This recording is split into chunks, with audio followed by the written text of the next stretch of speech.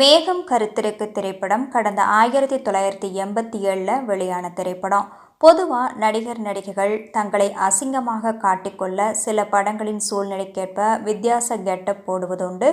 உதாரணமாக கோபுரங்கள் சாய்வதில்லை படத்தில் மோகனுக்கு சுகாசினியை கிராமத்து ஸ்டைலில் இருக்கிறங்காட்டி பிடிக்காது. இருந்தாலும் சூழ்நிலை காரணமாக திருமணம் செஞ்சுக்கிட்டு அவரை வெறுப்பார்.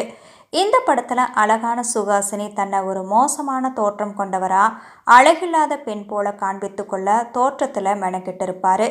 அதுபோல கிராமத்து மனிதரான பிரபு கருப்பான நிறம் உள்ளவராக, மனைவி ரேகாவால் வெறுக்கப்படுபவராக இந்த படத்தில் நடிச்சிருப்பாரு.